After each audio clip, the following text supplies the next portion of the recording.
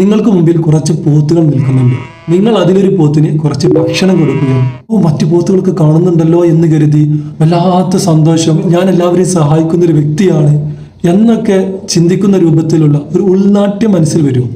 അല്ലെങ്കിൽ നമ്മുടെ മുമ്പിൽ കുറച്ച് ഭ്രാന്തന്മാർ നിൽക്കുകയാണ്, നിങ്ങൾ നമസ്കരിക്കുകയാണ്. ഈ പ്രാർത്ഥിക്കുന്നത്, ഈ ഭ്രാന്തന്മാർ എന്നെ കുറിച്ച് നല്ലൊരു മനുഷ്യനാണ്, ഞാൻ എപ്പോഴും പടച്ച റബ്ബിനോട് പ്രാർത്ഥിക്കുന്ന ഒരാളാണ് എന്ന രൂപത്തിലേക്ക് അവർ ചിന്തിക്കട്ടെ എന്ന് കരുതി നമ്മൾ എന്തെങ്കിലും കാര്യം അവിടെ ചെയ്യുമോ?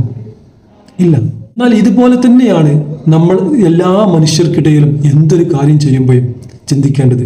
നമുക്കുള്ളിൽ മറ്റുള്ളവർ കാണുന്നുണ്ട്, അവരുടെ അടുക്കൽ നിന്ന് നല്ല അഭിപ്രായം കിട്ടണം എന്ന രൂപത്തിൽ ചിന്ത വരാൻ പാടില്ല. അങ്ങനെ ചിന്ത വന്നാൽ നമ്മളിപ്പോൾ ചെയ്യുന്ന കാര്യം ആർക്ക് വേണ്ടിയിട്ടാ? നാട്ടുകാരുടെ അഭിപ്രായം കിട്ടാൻ വേണ്ടിയിട്ടല്ലേ? അതുകൊണ്ട് തന്നെ നമ്മൾ ചെയ്യുന്ന പ്രാർത്ഥനയാവട്ടെ, നമ്മുടെ സേവനമാവട്ടെ, അതെല്ലാം ദൈവത്തിൻ്റെ അടുക്കൽ നിന്ന് പ്രതിഫലം ആഗ്രഹിച്ചുകൊണ്ട് പടച്ച റബ്ബിന് വേണ്ടിയിട്ട് ചെയ്യുന്ന കാര്യങ്ങൾ മാത്രമായിട്ട് നീങ്ങും.